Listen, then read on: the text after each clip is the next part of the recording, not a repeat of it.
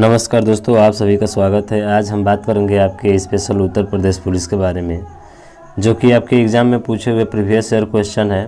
इन पे हमको डिस्कस करना है आज।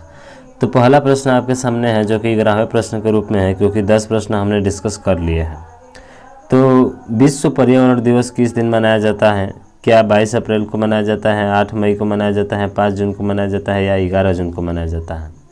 तो मुझे पता है कि आप जानते भी होंगे कि जो हमारा विश्व पर्यावरण दिवस मनाया जाता है वो 5 जून को मनाया जाता है। कब मनाया जाता है? 5 जून को मनाया जाता है। क्या 5 जून जो है हमारे लिए बहुत ही महत्वपूर्ण चीज़ें हैं? हाँ बिल्कुल। चलिए उसके बारे में देखते हैं, आगे जानते हैं इसके बारे में ये क्या है।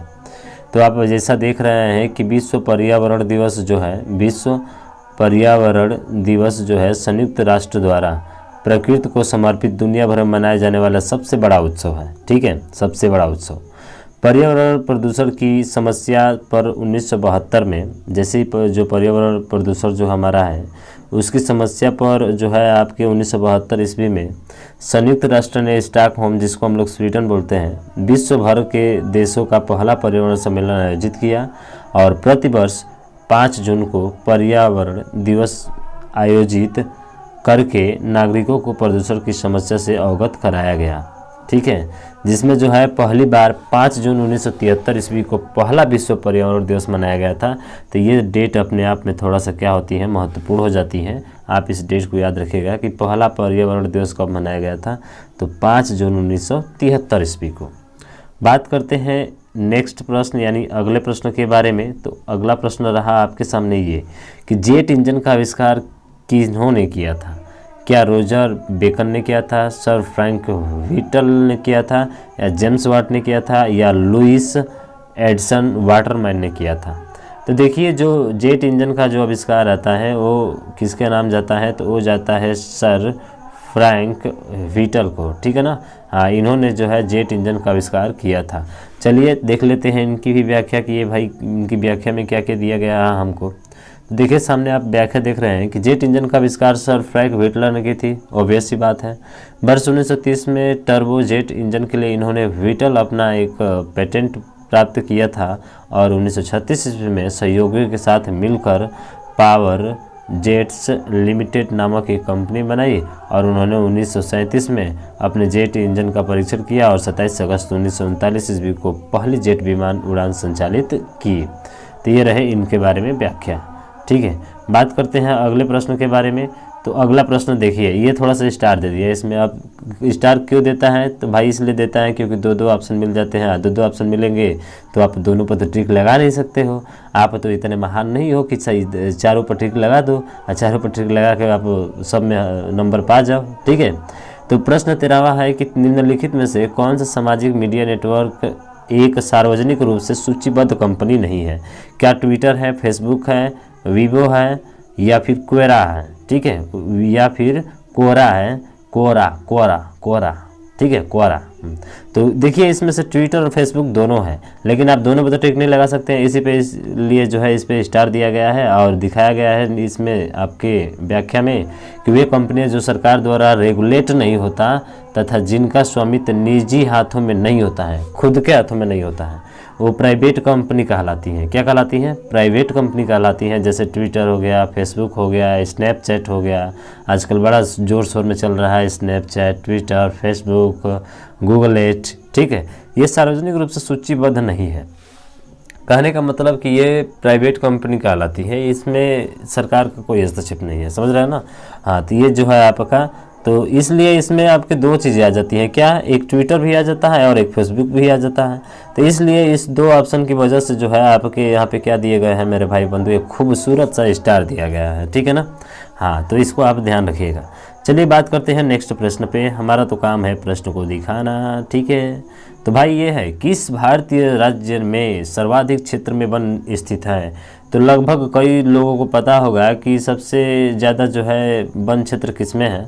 तो वो है आपके ऑप्शन नंबर 4 यानी कि option number D, Maharashtra. Maharashtra बोल रहे हैं, सॉरी, मध्य प्रदेश। कौन सा है? मध्य प्रदेश। अब मध्य प्रदेश की राजधानी क्या है मेरे भाई?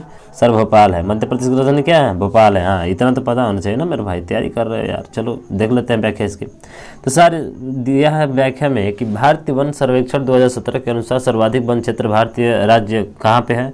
तो सर मध्य प्रदेश में है। कहाँ पे है मेरे भाई? तो मध्य प्रदेश में स्थित है। ठीक, उसके बाद से बात करते हैं, जब प्रतिशत की बात आती है तो प्रतिशत क्षेत्र के संदर्भ में राज्यों संघ राज्य क्षेत्र के अनुसार लक्षद्वीप जो होता है 90.33% है, यानी कि 90.33% है। देख रहे हैं ना, बहुत ज़्यादा है काफ़ी। जो कि उसके बाद से स्थान है इसका मिजोरम, यानी कि पहले पर लक्षद्वीप, दूसरे पर मिजोरम आ जाता है। समझ रहे हैं ना? तो ये फैक्ट आपको याद होने चाहिए। फॉरेस्ट सर्वे द्विवर्षीय रिपोर्ट प्रकाशित करता है, ध्यान रखिएगा। कौन करता है? तो फॉरेस्ट, ये है आपका फॉरेस्ट सर्वे द्विवर्षीय रिपोर्ट प्रकाशित करता है। और इसका कार्यालय अगर पूछ ले तो आपका उत्तराखंड, और उत्तराखंड की राजधानी क्या है? तो सामने दिया गया है पीछे आपके, देहरादून है। ठीक है ना? तो उत्तराखंड की राजधानी कहाँ हो जाएगी? देहरादून में स्थित है इसका क्या कार्यालय? अगर पूछे कि भारतीय वन सर्वेक्षण का कार्यालय कहाँ स्थित है, तो उत्तराखंड के देहरादून में। ठीक है, हाँ, तो ध्यान रखिएगा। चलिए आगे प्रश्न की बात करते हैं। ये रहा आपका सामने 15वां प्रश्न, बहुत ही महत्वपूर्ण प्रश्न। फिनलैंड की शासकीय मुद्रा क्या है? क्या डॉलर है, रियाल है, पाउंड है या यूरो है? भाई क्या बताएंगे आप? यूरो है। चलिए तो देखते हैं भाई। सही देखिए, तो अंदाजे पर ट्रिक लगाया और आपका आंसर भी क्या हो गया? सही आ गया। यानी कि इसकी जो राजधानी है वो कहाँ पे है आपके? तो यूरो राजधानी, सॉरी राजधानी नहीं आपकी, क्या है? तो सर ये करेंसी है, शासकीय मुद्रा है। तो थोड़ा सा फिनलैंड के बारे में जान लेते हैं। वैसे भी आप जानते हैं कि जो फिनलैंड है ना, इस फिनलैंड की राजधानी आपकी हेलेंस्की है। क्या है भाई? हेलेंस्की है। अब चलिए व्याख्या में देखेंगे, व्याख्या में दिया भी गया होगा। ठीक है, तो फिनलैंड ने 1995 ईस्वी में यूरोपीय संघ में विश्व प्रवेश किया था और वर्ष 1999 में यह यूरोजोन में शामिल हो गया तथा 2002 में संक्रमण प्रक्रिया को पूरा करने के बाद इसने यूरो को अपनी आधिकारिक मुद्रा के रूप में पेश किया। वैसे भी जानते हैं फिनलैंड गणराज्य यूरोप में स्थित है और नॉर्डिक देश है, जिसकी राजधानी कहाँ है आपकी? तो भाई सामने दिया, मैंने कहा था ना कि दिया होगा, और दिया भी है क्या? हेलेंस्की। इसकी राजधानी कहाँ पे है? हेलेंस्की है। तो जिसकी राजधानी कहाँ है आपकी? हेलेंस्की है। उसके बाद से अगला प्रश्न की बात करते हैं, और अगला प्रश्न रहा ये आपके सामने कि कौन सी रेखा भारत और पाकिस्तान के बीच की सीमा तय करती है?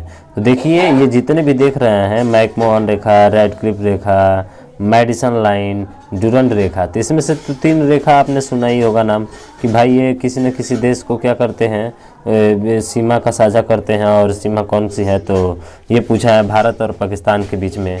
तो क्या आपका रेडक्लिफ होगा? तो बिल्कुल सही। देखिए रेडक्लिफ जैसे लगाए तो ये भाग गया इधर उधर। तो इसका जो आपका आंसर जो होगा वो कौन सा होगा? सर रेडक्लिफ होगा। अब और सर जो हमारे हैं उनके बारे में भी बताएंगे ना। हाँ चलिए भाई, उनके बारे में व्याख्या आपको दिया गया है कि एक शिमला समझौता हुआ था। ये भी पूछा जाता है कभी कभी हमारे एग्जाम में कि शिमला समझौता कब हुआ था? तो ध्यान रखिएगा 1914 में हुआ था। कब हुआ था? तो 1914 में शिमला समझौता हुआ था, जो कि भारत की तत्कालीन ब्रिटिश सरकार द्वारा शिमला समझौते के तहत भारत और तिब्बत के बीच मैकमोहन रेखा, यहाँ पे 2 चीज़ें आई कि एक आया आपका भारत और दूसरा आया आपका कौन सा? सर तिब्बत आया। क्या आया? तिब्बत आया। तो भारत और तिब्बत के मध्य जो है मैकमोहन रेखा का निर्धारण किया गया। ठीक है, उसके बाद से रेडक्लिफ रेखा। तो रेडक्लिफ रेखा 17 अगस्त 1947 को, याद रखिएगा, रेडक्लिफ रेखा जो है 17 अगस्त 1947 को। पहला चीज़ कि शिमला समझौता के तहत जो है तो भारत और तिब्बत के मध्य जो है मैकमोहन रेखा का निर्धारण किया गया। उसके बाद से रेडक्लिफ रेखा 17 अगस्त 1947 को भारत और पाकिस्तान के बीच, पाकिस्तान और भारत, नल्ला और भारत, ठीक है ना, हाँ, के बीच 17 अगस्त 1947 को भारत और पाकिस्तान के बीच सीमा के रूप में अस्तित्व में आई थी।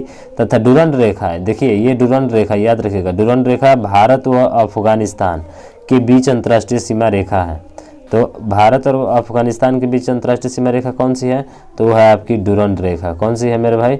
डुरंड रेखा। तो ये तीनों रेखा के बारे में आपने अच्छे तरीके से जान लिया और आपको पता भी होना चाहिए, नहीं तो आपके पढ़ना कोई मतलब नहीं निकलता, ठीक है ना, आपके पढ़ने का कोई मकसद नहीं निकलता यहाँ से। तो इन चीज़ों को आप ध्यान रखिएगा। चलिए बात करते हैं अगले प्रश्न पे। और ये रहा प्योंगयांग किस देश की राजधानी है मेरे भाई। तो प्योंगयांग ये तो सभी को पता होगा मेरे भैया कि उत्तर कोरिया का है। कहाँ का है मेरे भाई, तो ये सभी को पता है सर, ऑप्शन नंबर डी उत्तर कोरिया का है। चलिए इसकी व्याख्या देखते हैं। प्योंगयांग, तो देख रहे हैं कि प्योंगयांग उत्तरी कोरिया की राजधानी है। प्योंगयांग ताओडोंग नदी के किनारे स्थित है। अगर पूछ ले किस नदी के किनारे स्थित है तो ये रहा आपका ताओडोंग। गजीब का नाम है यार इन लोगों का, ताओडोंग, ठीक है ना। ताओडोंग जो है नदी किनारे स्थित है। बात करते हैं अगले प्रश्न। तो अगला प्रश्न रहा ये आपके सामने कि निम्नलिखित में से कौन सा संयुक्त राज्य अमेरिका का एक अपने राज्य नहीं है। देखिए इस पर भी स्टार लगेगा क्योंकि ये सभी उसके राज्य हैं। न्यूयॉर्क भी है, मिनेसोटा भी है, लुइजियाना भी है, अटलांटा भी है, ये सभी है। तो इसलिए इस पर दिया गया आपको एक खूबसूरत सा स्टार। और देख लीजिए मेरे भाई ये रहा आपका स्टार।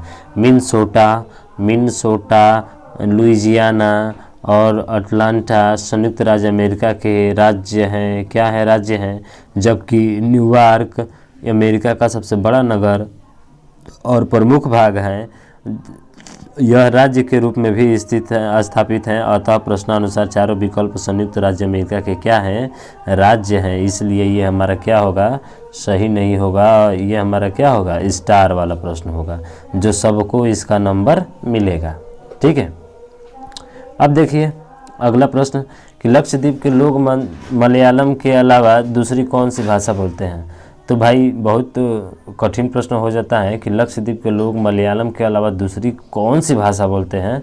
मलयालम तो बोलते हैं, उसके साथ और एक भाषा बोलते हैं। और उस भाषा का नाम क्या है, तो भाई उस भाषा का नाम है महल। क्या बात है यार, महल, गजब का महल नाम है उसका। दिख रहा है ना, महल, क्या बात है, आपके मन में लड्डू फूट रहे होंगे। हाँ, लक्षद्वीप के लोग मलयालम के अलावा दूसरी महल भाषा बोलते हैं। कौन सा भाषा बोलते हैं सर, महल भाषा बोलते हैं। अरब सागर में अवस्थित लक्षद्वीप भारत का एक केंद्र शासित प्रदेश है।